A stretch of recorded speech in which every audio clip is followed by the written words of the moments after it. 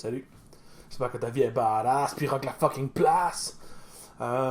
Aujourd'hui, j'aimerais qu'on parle d'un classique des années 80. Je trouve tellement que les années 80, c'est une belle décennie pour les films d'horreur. Il y avait beaucoup de créativité, beaucoup d'intensité.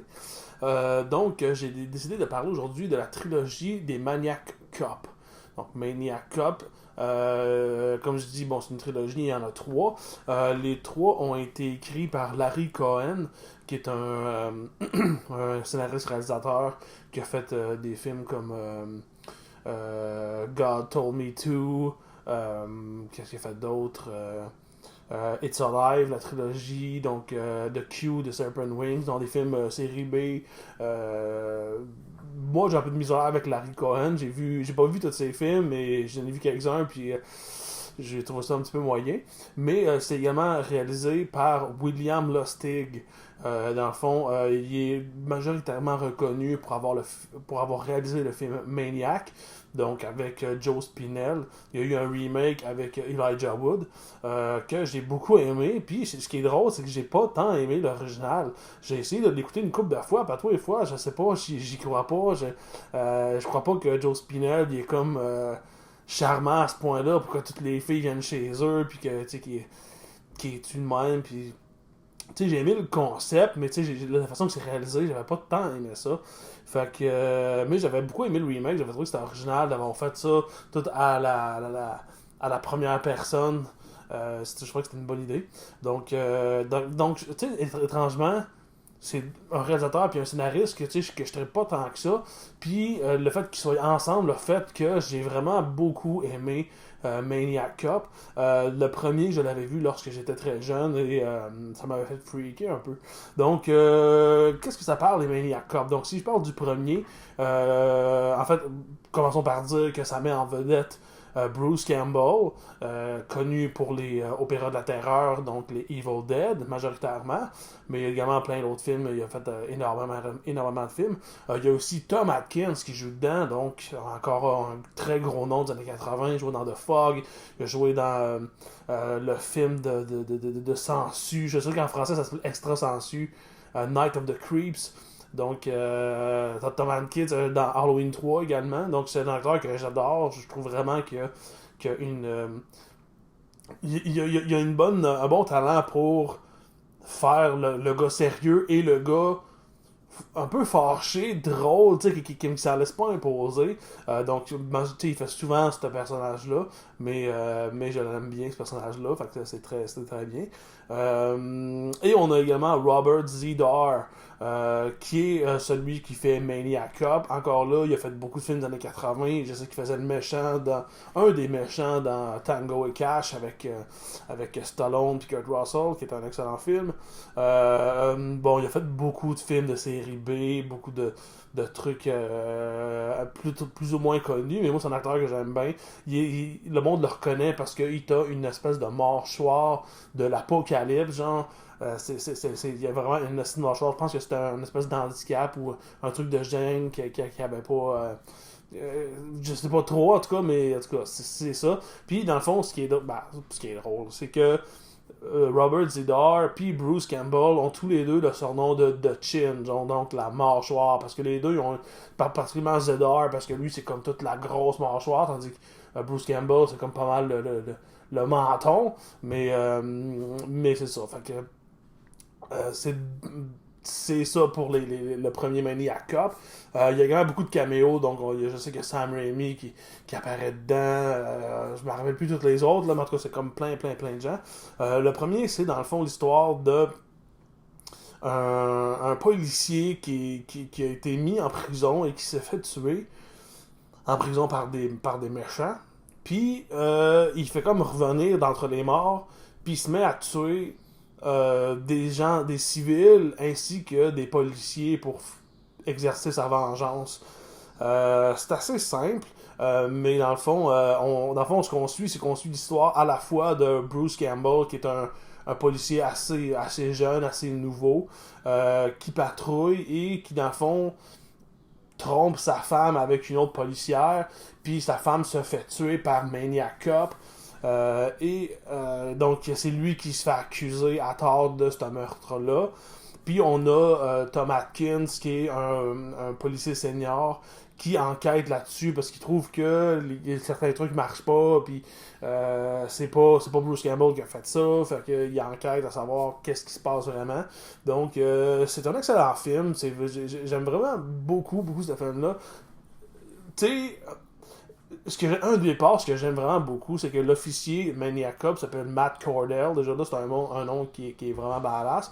Mais j'aime sa carrure, j'aime la façon qu'il est présenté. On voit presque jamais son visage. Tu sais, quand on le voit un peu, quand il est en espèce de contre-jour comme ça, souvent une des premières fois qu'on le voit justement, c'est qu'il y a le visage noir, puis il est éclairé de sur les côtés seulement, puis il est comme grand, gros, puis il se tient droit avec sa matraque, puis la fille elle vient le voir, puis comme aidez-moi monsieur, puis lui elle pogne, puis elle lève, puis il casse le cou dans les airs. Comme tu sais, il est vraiment imposant, il est vraiment une menace. Donc on le voit souvent marcher dans les rues en tapant sa matraque, puis il y a comme une présence vraiment badass.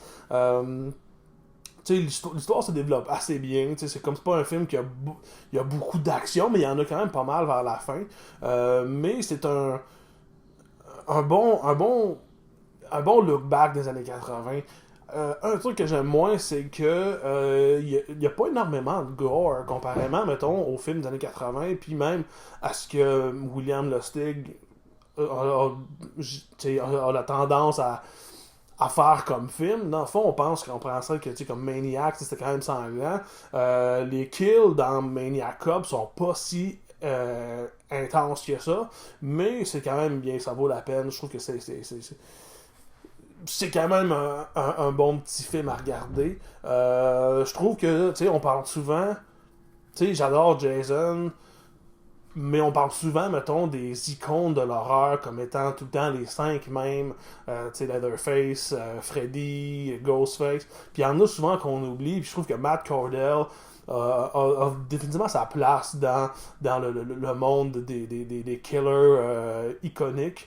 Je trouve vraiment qu'il est cool. Le make-up, quand on le voit à la fin, je trouve qu'il est comme plus ou moins bien fait. Il est bien fait, c'est juste que il est pas nécessairement genre cool, mais pareil, je veux dire, il y a des petites affaires par-ci par-là, mais il reste que c'est une très bonne écoute en général.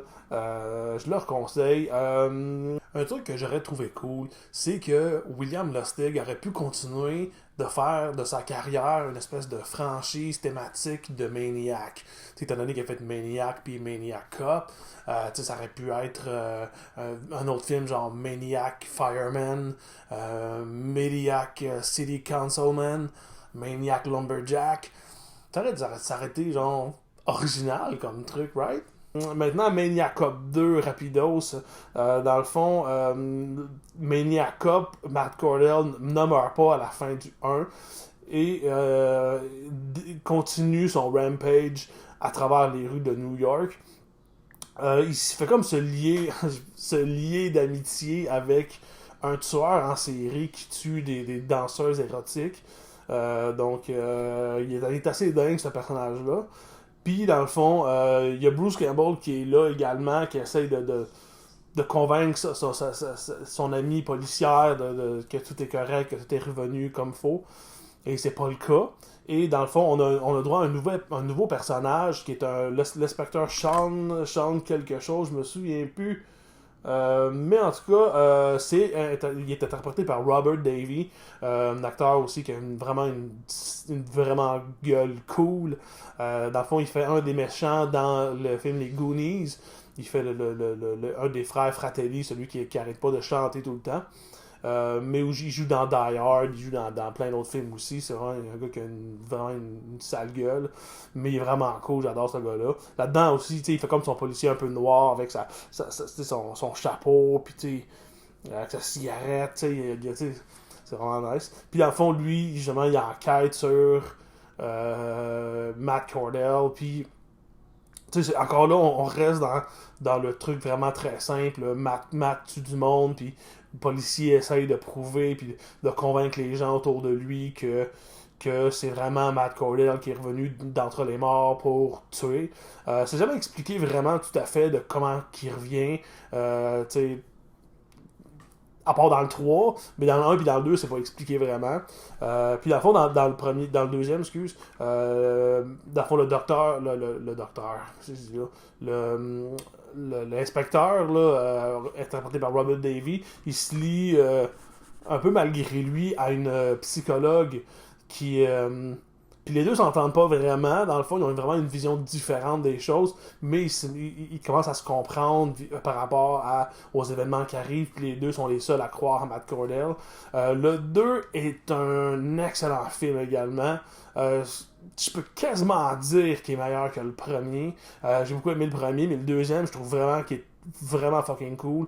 Les scènes d'action, particulièrement à la fin, sont vraiment incroyables. Les stunts sont débiles. À un moment donné, Maniac Cop, il se fait mettre en feu, genre, puis la scène, elle dure vraiment très longtemps. C'est sûr que la scène coupe, parce que c'est pas une take, mais je veux dire, la scène dure longtemps, puis il marche en feu, puis il pogne le monde, puis il brûle avec, puis il passe à travers les murs, puis c'est comme quand il rentre dans le truc, dans le commissariat de police, puis il met à gonner tout le monde, ça fait quasiment Terminator, genre, puis il tue le monde leur vole partout, il y a vraiment des stunts assez poussés. Puis encore là, c'est pas si gore que ça, mais c'est comme ça fait ce que ça a à faire. Puis moi, le deuxième, c'est rare que je dis ça, excuse-moi, mais tu sais, c'est ça, il est quasiment aussi bon que le premier, là, même quasiment meilleur. Fait que c'est un film que je conseille vraiment beaucoup.